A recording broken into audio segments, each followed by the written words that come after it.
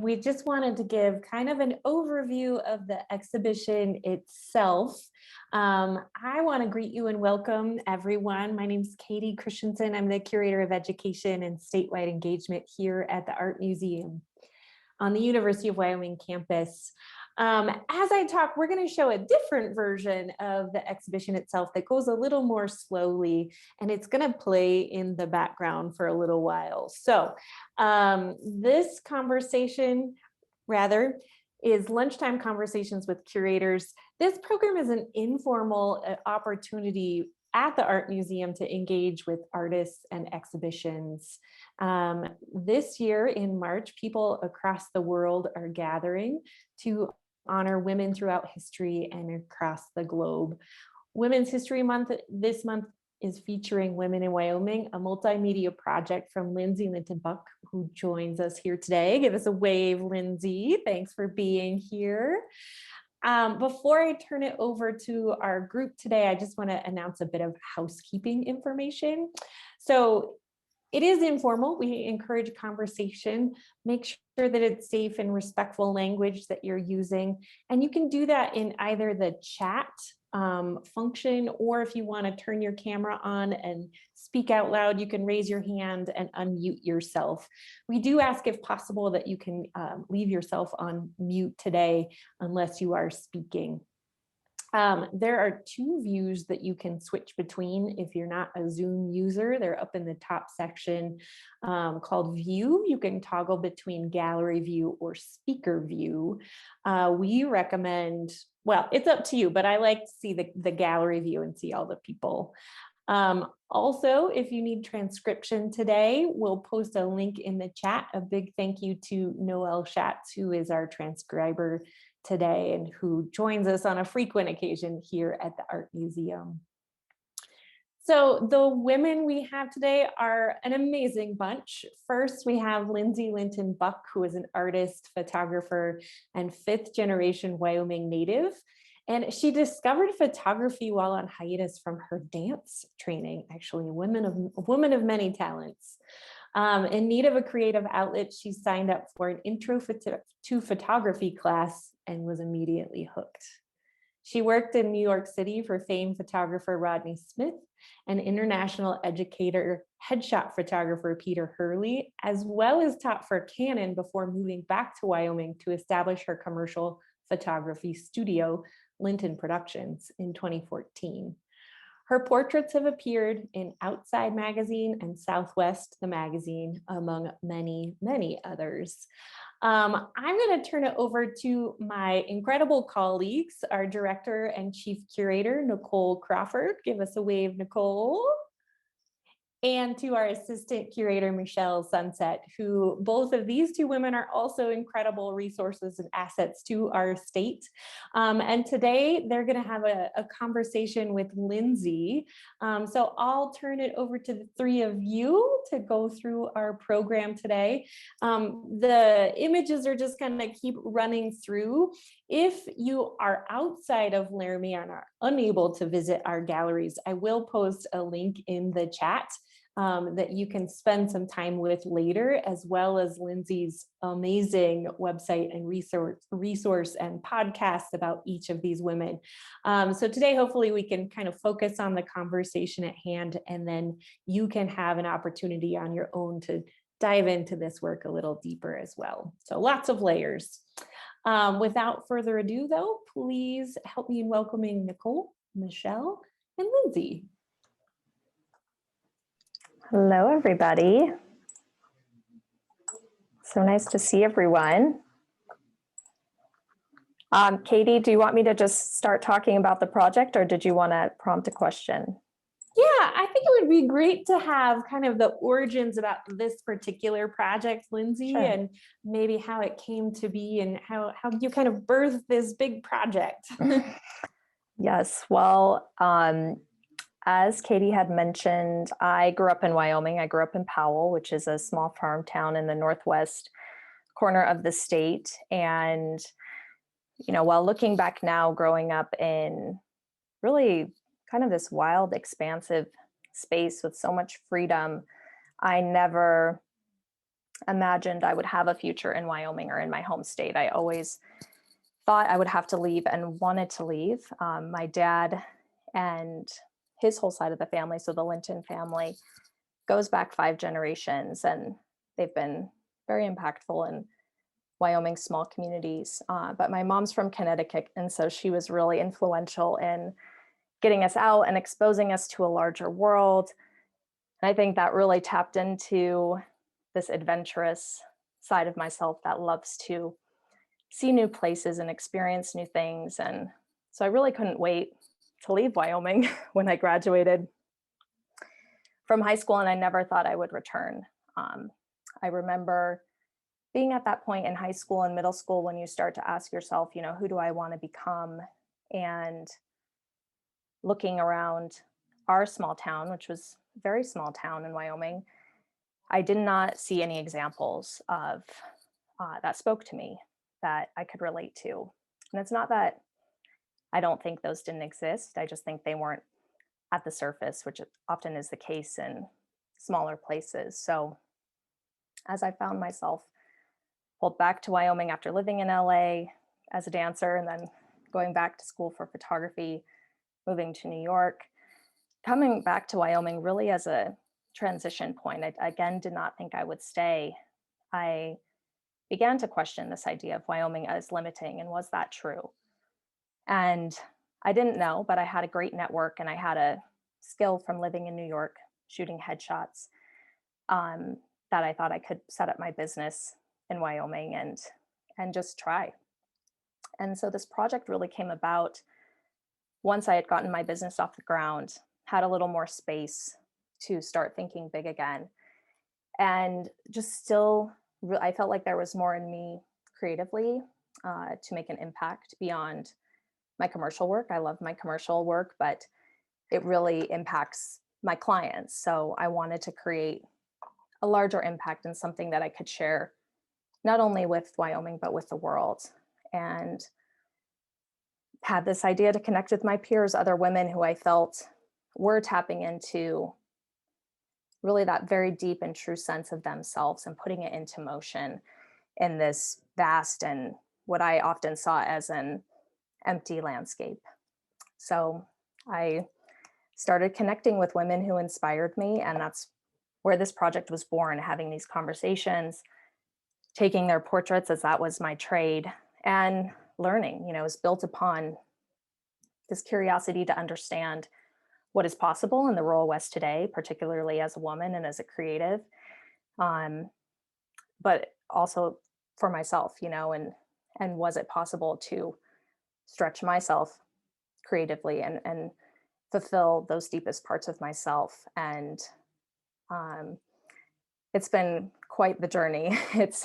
From when I was on production, which was from 2016 to 2019, I crisscrossed the state. Living in Jackson, that's the very western edge of the state. So, minimum 2 or 3 hour drive to get anywhere, more often a 5 to 6, sometimes 7 one-way drive. So I logged a lot of miles, but it's an amazing way for me, even though growing up in Wyoming, I had seen so much of the state, to really get immersed more in these communities, from some of our cultural hubs to the rural voids, and learn.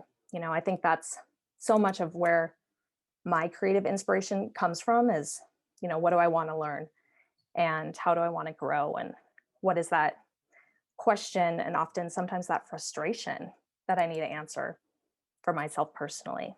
So it's been a very full circle journey of never imagining I could have a future in Wyoming to being so creatively fulfilled through this project, and now being able to look at these wide open spaces as this, canvas for truly anything that is possible.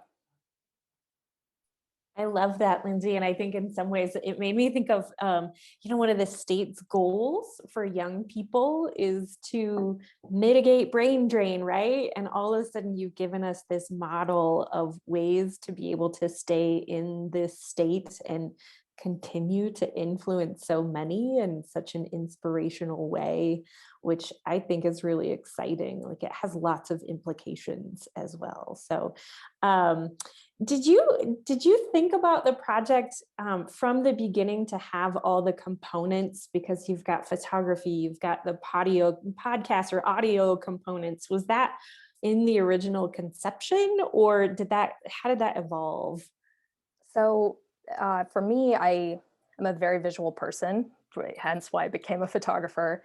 So usually when I have an idea, I see it. I see the end result first. So I actually saw the end result, which was this exhibition bringing all these stories to life in physical form um, at the first venue where this debuted, which is the Buffalo Bill Center of the West in Cody, which is 20 minutes from where I grew up in Powell, and just a really beautiful venue, and um, held a lot of personal meaning for me, and just seeing it in that space. So usually that's how my ideas start. It starts from the end, and then I have to backtrack and figure out where to begin. I, had about 10 years of photography experience almost before I started the project. So I knew that portraiture would be a part of that.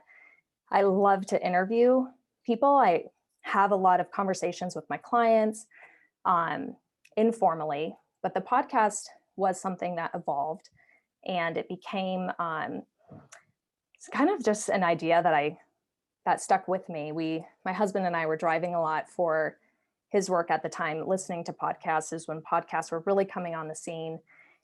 And I loved that there was this informal aspect to them. It didn't feel like this, like it can't kind of ran the gamut from really produced, polished interviews to like very informal conversations. And having done a couple projects in the past where I did interview my subjects, but then I wrote a narrative afterwards, and the audio kind of just lived on my tape recorder. I knew, for me, what really sparked my interest was their voices and the sound, and I wanted to share that, just giving the people that I was speaking to the microphone to tell their own stories, and be able to share that with everyone and not hold on to that for myself. So it was definitely a process for me to have to learn how to do that.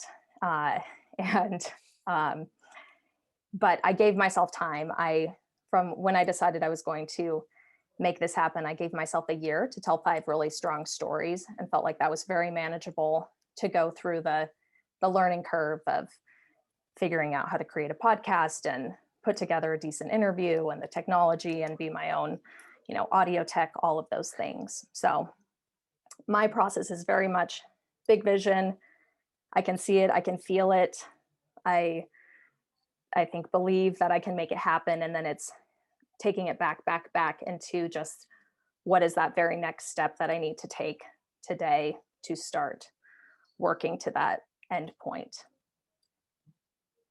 Cool. And I'd like to invite Nicole and Michelle to talk about the installation here at the University of Wyoming Art Museum, and maybe even talking about how the relationship with Lindsay came to be and how the project came here as well. Yeah, I can go ahead and start, Michelle, and then you can jump in anytime.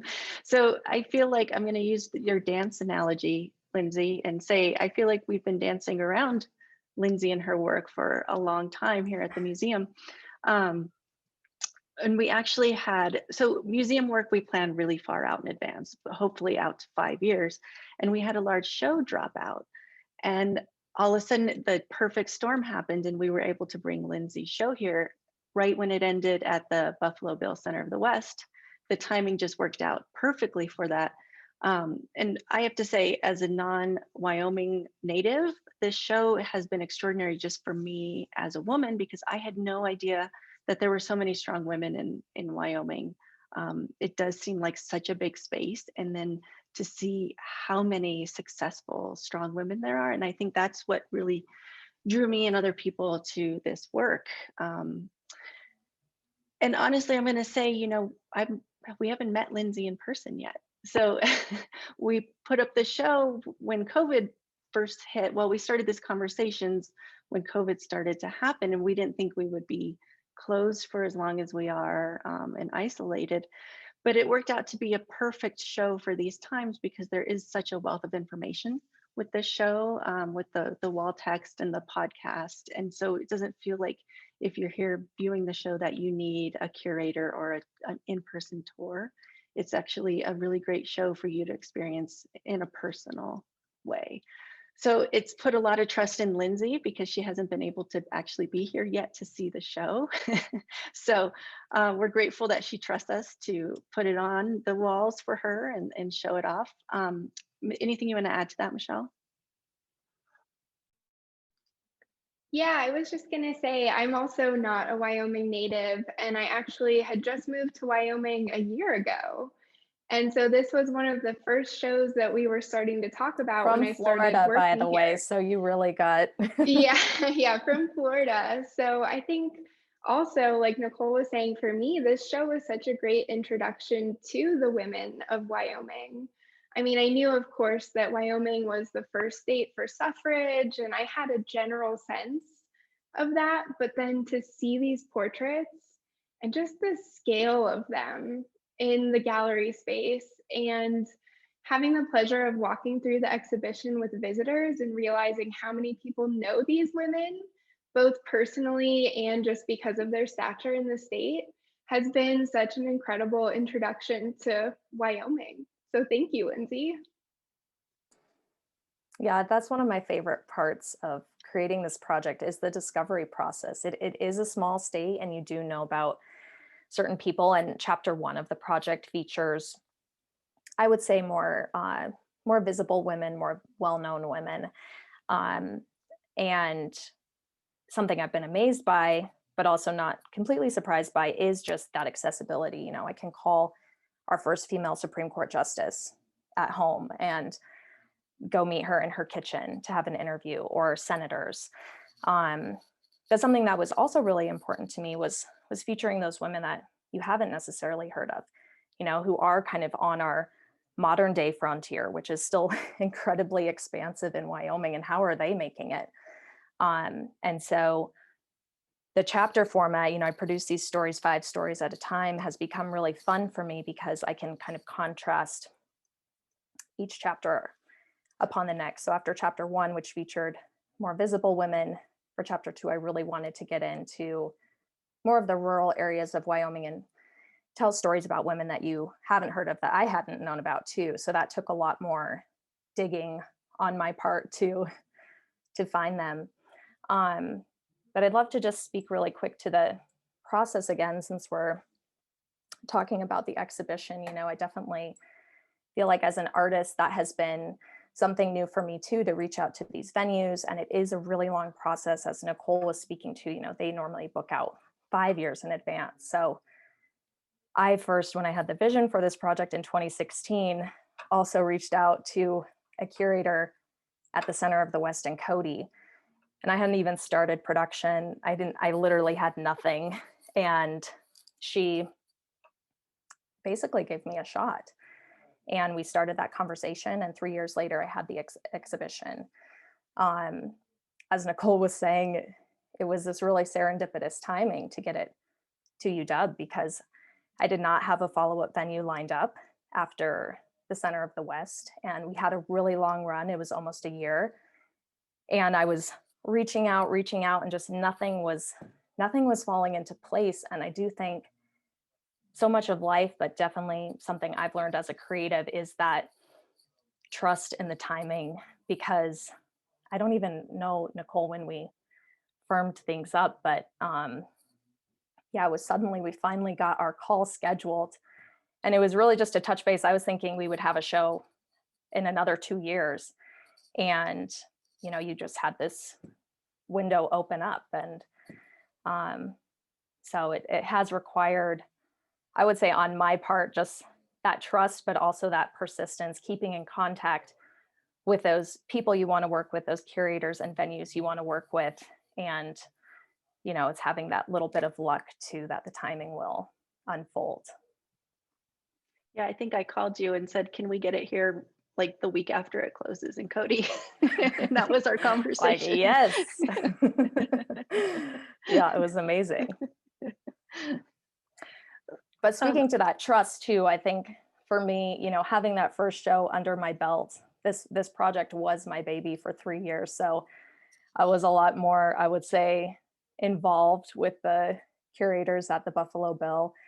And having gone through that process, then also having a baby, I think, you know, it allowed me to trust these institutions. They're really good at their job. So it's really fun actually for me as an artist to be able to hand it off and see how different institutions display it differently, create programming around the event differently. It's like it gets a new life every space it travels to. So now I actually really enjoy kind of being able to hand it off more and know it's in really good hands.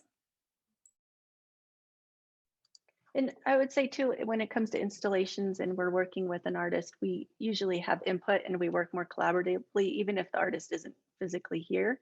And I would say we were texting and emailing a lot back and forth during installation and trying to work things out.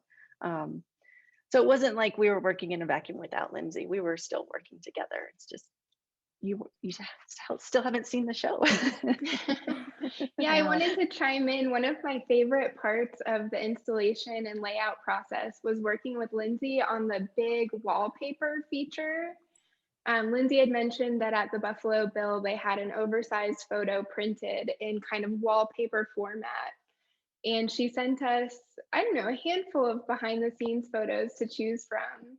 And we ended up with an oversized image of Nell G painting that's just so fun. I think we saw it a couple times in that video walkthrough too. It's a great photo op and different from the previous site too. Yeah, exactly. It's like each venue we get to hopefully breathe some new life into the show. And, you know, I think it's really exciting to work. Well, I feel very lucky because thus far I've worked with the two, I would say hands down, the most incredible venues in Wyoming. So I've been very spoiled getting to work with really incredible teams and these institutions that do have a lot of resources as well, from the installation to the tech side. You know, moving forward, I'm going to a couple smaller venues where I have to be a lot more hands-on, and I like being able to hand it off to y'all. So it's been a wonderful process.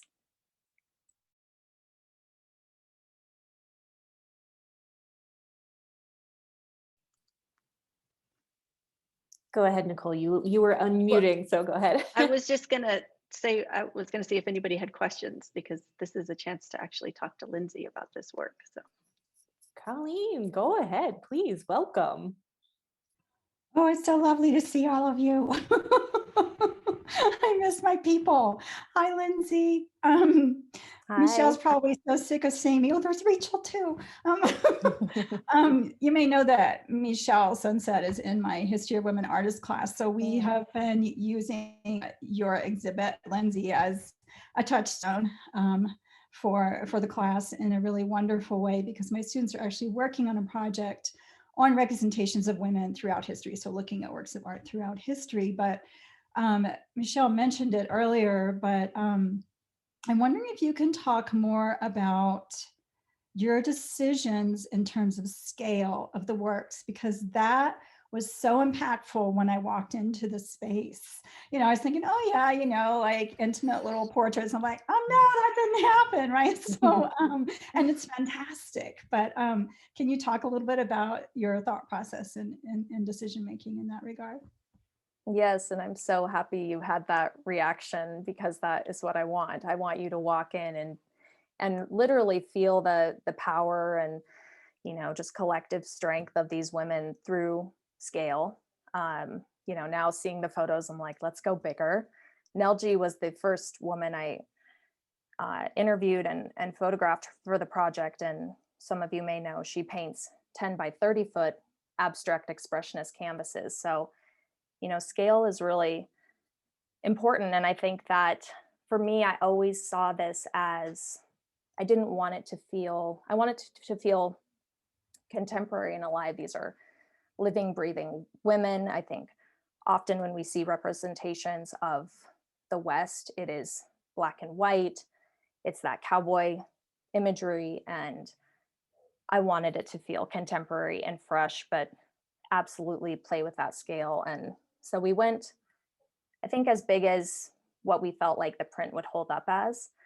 Originally, I wanted to go a little bit bigger, but the process to print large scale, actually shoot all film for the project. I shoot medium format film, which is much different than my commercial process, which is very polished and styled and digitized and lots of editing. And for me creatively, I wanted to stay off the computer as much as possible for this and just be able to have more fun. The medium format negatives, you get a larger print. You know, many of you are probably familiar with that 35 millimeter format in the old school cameras. The medium format is larger than that. So the data you're collecting to begin with there's more. And so the process then, I would send off those scans to be developed in LA, get digital scans back that I use for the website. But when it came to the exhibition process, I would send the selects off to my printer, who has this crazy scanner. It takes 2 days. It's a drum scanner, so it takes 2 days to do one scan of the negative, and it's capturing like every square pixel of that negative, and that allows us to have a really large file that then we can then expand. So that quality was really important to me as well. But yeah, I mean, I think as women, especially in storytelling and the media, the images we see are not always those positions of power and strength. And that is what is so beautiful to me. So I really wanted you to feel that through the scale. And so making these women almost larger than life was very intentional to show we are here and we are not going anywhere. So feel our power, hear us roar.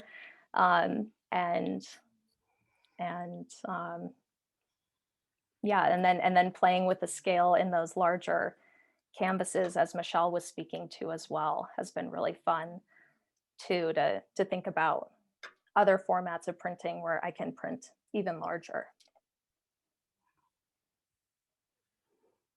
I have another question. Is it okay if I ask another question? Yeah. This is more for the curators, but so when the show was at the Buffalo Bill, and then it came here. And so when it was at the Buffalo Bill, that was pre-pandemic, is that correct? So this question may not be fair, but are y'all able to discern a difference between reception of the work in Cody versus in Laramie? Is that even possible to determine based on the fact that we're in the middle of a pandemic? I'm just curious about audience response. Yeah, it's been interesting. You know, I'm so used to and Michelle and Nicole, I think, can speak to this more because they're in the actual space. You know, for about 2 years, I was sharing the work on social media, and the podcast is very much that instant feedback, really connecting with my audience.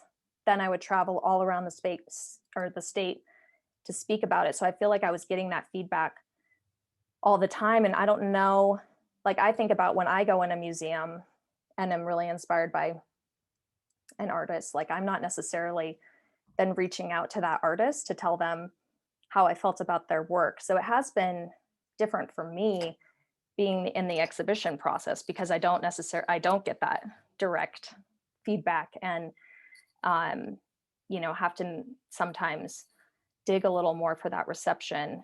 But even at the Bill, we opened in October 2019. That's, you know, generally a slower time in Cody. It's not tourist season. So it was getting a lot of local viewings, but then COVID hit not that many months afterwards and they closed. So I feel like between, you know, it's been at these two incredible venues that normally get so much traffic, either between people visiting Wyoming or at the university through normally having a lot of students.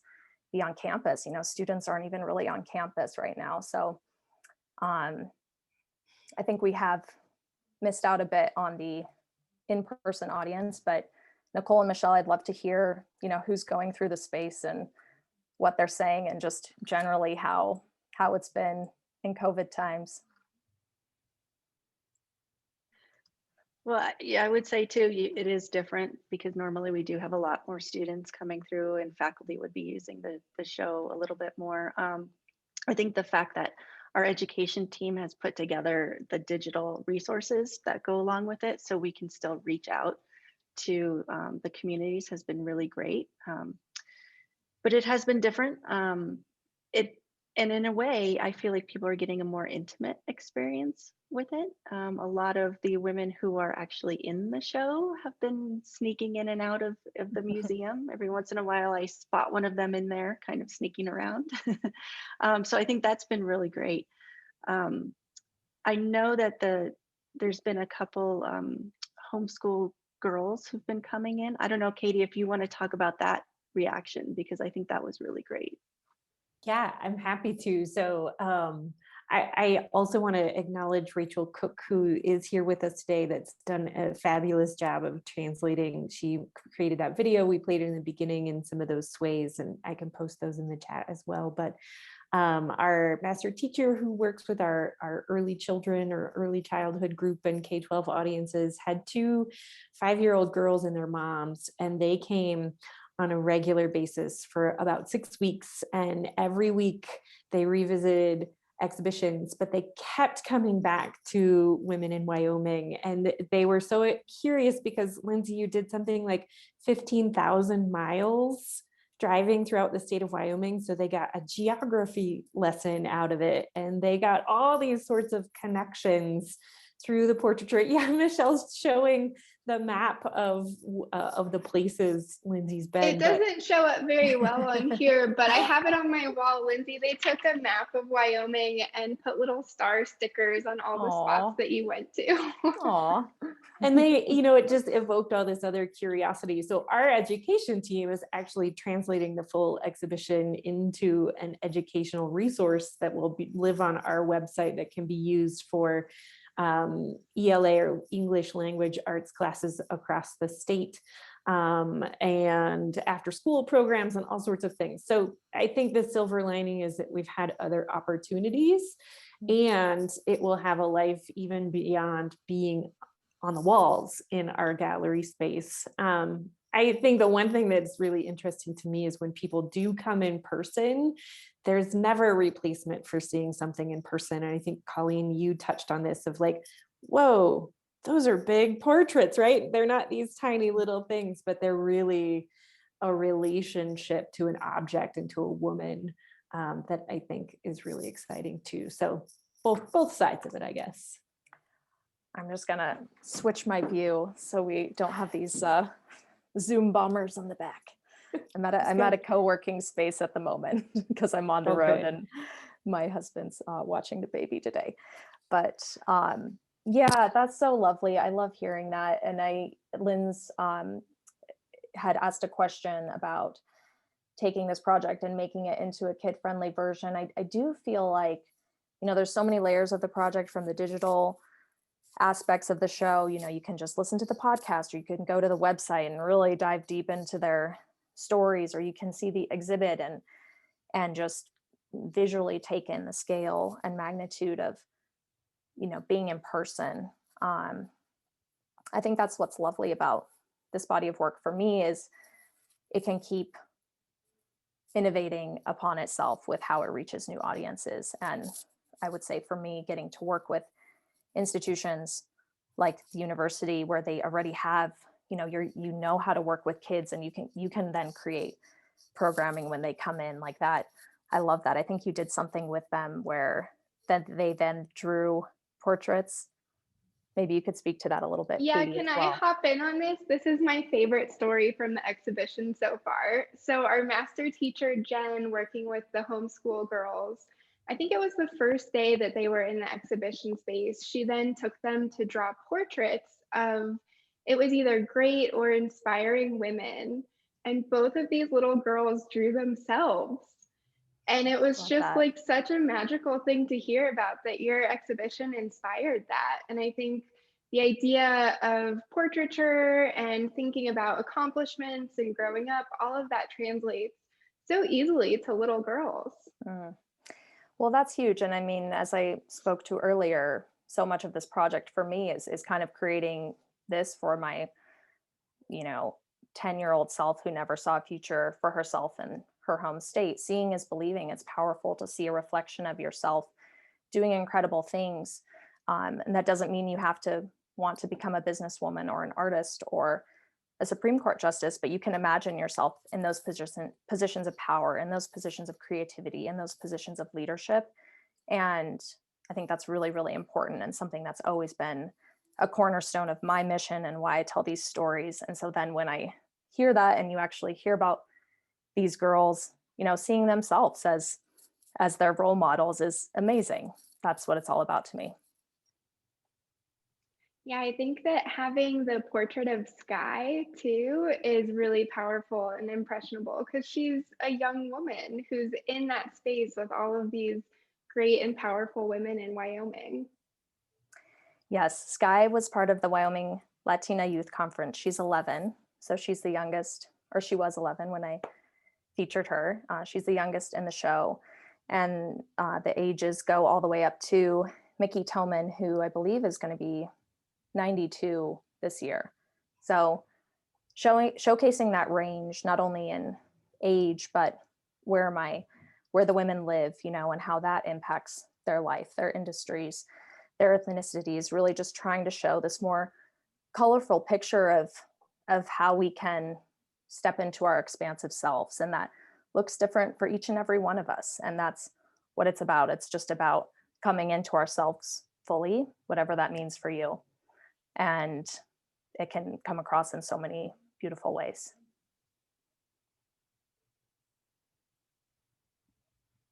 Lindsay, do you want to talk about what's coming up next? Because this project is still evolving. And so you're working on another chapter right now, right? Yes, I am completing chapter 5. It's taking a while, not only with COVID, but I became a mama last December. I'm having another baby in June. So definitely, my time and energy are much more limited than they were when I was really in the bulk of production for the main project.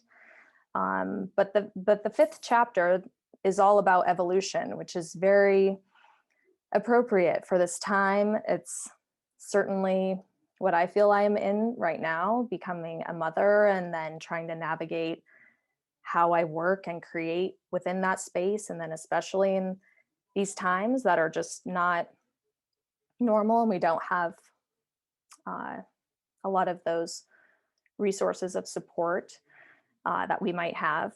But it's been, for me, a really beautiful time to also just kind of settle in and just be in the moment a little more. So I am still working to complete chapter 5. It will happen. For me, I know that when I get that fire, when I get that inspiration, when it strikes, it's hard for me to turn away from that. So in many ways, I feel like I'm still kind of getting that energy back after having a young baby and then about to have another one.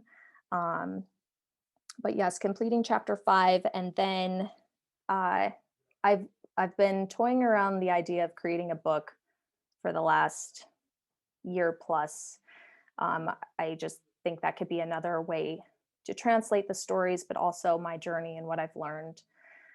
So that's been in the back of my mind. And then the final piece that we've been testing is kind of handing off the microphone to all of you and inviting you to share stories about the women who inspire you. One thing that's been really fun for me about creating this project is all the connections I've made over the years by traveling the state. And I always have so many people come up to me and, have you heard of this person? She's amazing. And I love hearing people tell the stories about the women who inspire them, but I cannot physically go out and tell all those stories. So we've created a story hotline that you can text or call, and we've just put the number in the chat. But the idea is that you can share those stories, and then I can translate those to all the various platforms of the project, to social media, to the podcast, if you leave a voicemail. And it just allows the storytelling to continue, and not when I'm not as available to keep producing them. So there's a lot of different, things I'm exploring right now. And then of course, keeping the exhibit going, which is really a constant process to keep connecting with venues. I really want to take the exhibit national and even international. A lot of national venues are still closed right now. They haven't even reopened. So their calendars that were normally, 2 to 3 years booked out, they're not even considering exhibits at the moment. So, that's been a bit of a challenge, but just staying on top of connecting with other venues so that this work continues to reach audiences in Wyoming and beyond.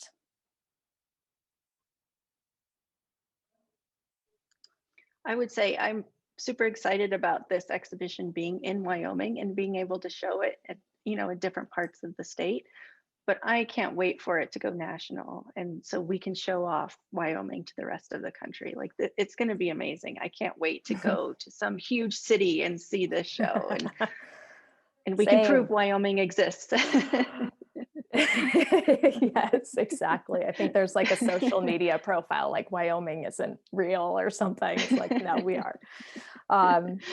Yes, exactly. I think we have a lot of wisdom to share, and I want to continue sharing it. So that's definitely been a huge part of my focus this last year, is just researching venues that would be in alignment with the show, figuring out who to contact at those venues, reaching out.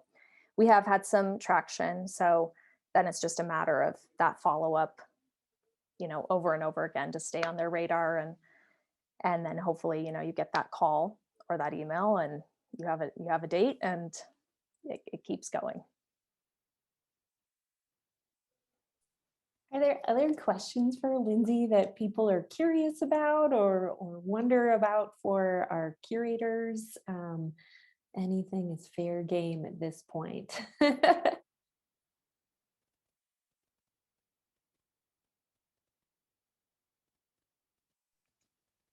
If somebody else has questions, I do. Yeah, go ahead, Michelle. I always have questions too, so. Yeah, maybe it'll get other people's ball rolling. So Lindsay, I was kind of wondering, what have been the most surprising outcomes of this whole project? So many, and I think one of the biggest surprises is actually just what I keep learning from the stories.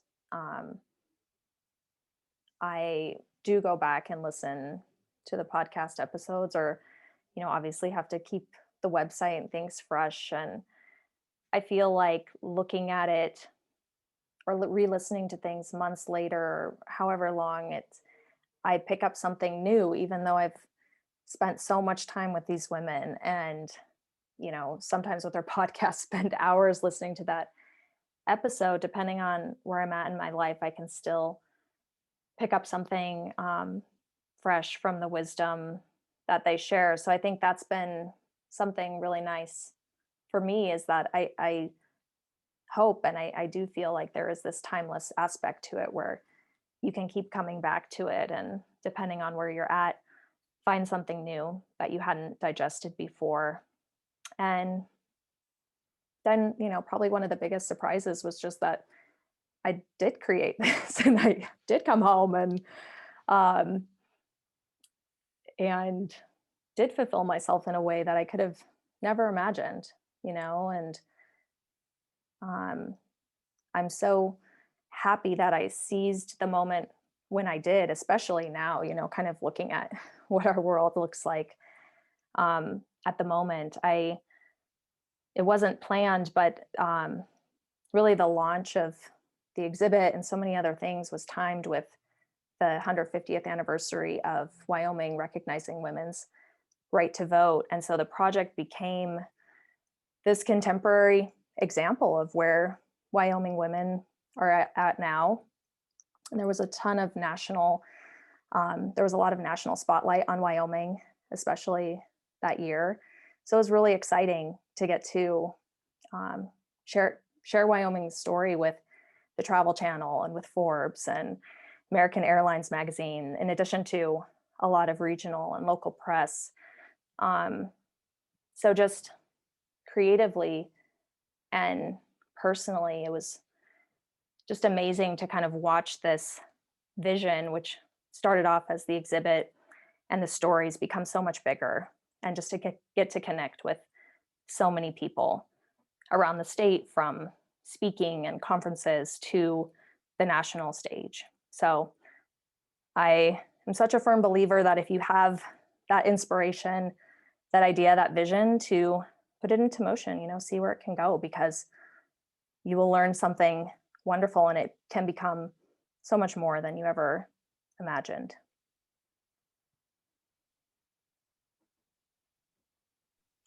And how are we supposed to follow that, Lindsay? Like, I think we should just end it right now.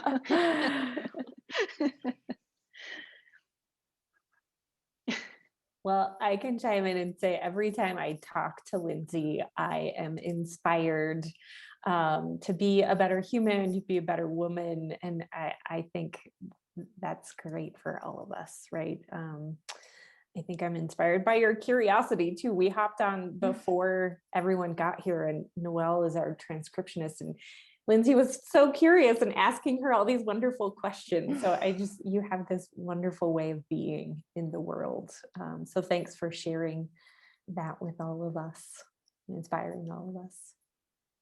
Thank you. Yes, I think I have to challenge myself with that all the time, that balance of curiosity and frustration. But I do feel like that's something I've kind of honed in on, is turning that frustration or what feels limiting into more of that potential and opportunity. And that's what allows me to move forward and create and see where it goes. I don't have my path lined out, so it just continues to surprise me and evolve. And so far, it's been a pretty amazing ride. Awesome. We do have, Lisa, you're chiming in, but you're unmuted. If you could just unmute yourself. Oh, sorry. No Here we worries. go. Hi. This show has done so much to open these doors and put Wyoming women on the map and on the radar screen and in people's consciousness. And I'm wondering, specifically when it comes to Wyoming women creatives, Wyoming women artists like you, what are the challenges now? What are the opportunities? What needs to happen next for us to build and increase the recognition of Wyoming women artists? I think it just takes more women, being unafraid to put their ideas into motion, and more people willing to take a chance on us. Feel like I've been really lucky, because I've gotten to work with so many incredible women throughout the course of creating this project, from the curators that have taken chances on me to so many of my sponsors. Obviously creating this project is not free. I needed a lot of financial support. So many of my sponsors are women. So I think the more we can get women into the world creating, doing, then we have more advocates. And again, I just believe that there's always something you can do with the time, money, and energy you have available to you right now. When I started this project, I didn't have the network of women. I didn't have the finances to back it up. I had to create all of that, but I just kept going. And, you build and build. And it did take everything I had and but it was so worth it. You know, I wanted it, and it was so challenging, but it was so fulfilling. So I think, you know, I feel like all you need is a few people to really believe in you. I think also having a deadline really helps. You know, calling Karen McWhorter at the Buffalo Bill Center of the West, who's the first curator who I worked with, and then later Rebecca West, who was my co-curator at that space. That kind of set the ball in motion. And, you know, then especially once I had the show, it became more than the digital work, and I had to deliver that. So, but I think, you know, it starts with you, and I had to bring this vision to life. I had a lot of support. But I think it's out there. And I think especially in Wyoming, we're really lucky because it is small scale. And I do think people want to see young people succeed. You know, as Katie was mentioning, this brain drain, people leaving, it is a huge it's an issue. And it's not always that you come home and see that there are opportunities. You sometimes have to create those for yourself. But I do think there are people out there that do want to help and support you. And you just have to really believe in yourself and keep going. And eventually you find those people along the way that will keep lifting you up and supporting you and helping you get to where you need to be. I certainly could not have created this project alone. I didn't. And obviously, you know, all the women in the project said yes. I couldn't have done it without them. Yeah, that's great. But I think there's so much potential. I think that's something that's great about Wyoming too. You know, I lived in New York. It's probably one of thousands of photographers and artists. And that was so exciting. I loved being an artist in New York in my 20s and just seeing this huge crowd of people go for it. You know, in Wyoming, it is more of that isolation. You do have to kind of be your own cheerleader at times. But I also think there's so much potential because there's space for your voice to be heard. And maybe someone hasn't done it already. So there's so much opportunity, I believe, in our state for people to create and step forward. Good to hear that. Let's keep the ball rolling. Yes.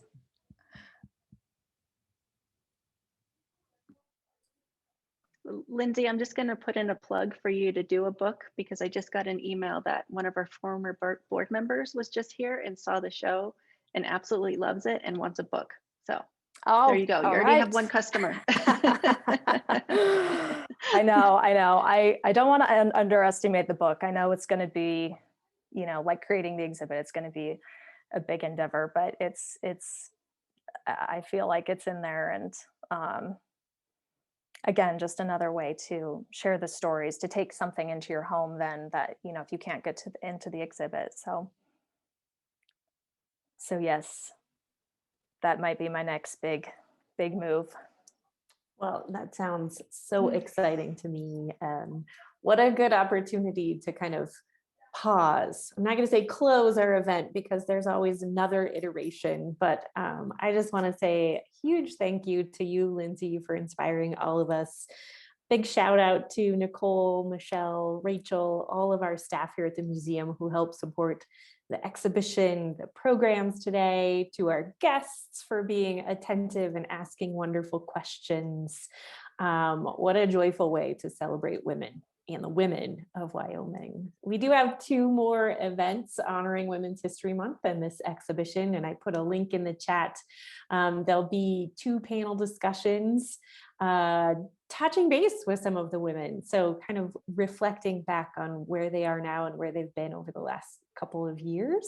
So we hope you can join us March 11th and March 25th. And I wish you all a wonderful day. And if you're in Laramie, come check out the work in person. We'd love to see you and have a chat. All right, everyone. Thank you so much. Take care.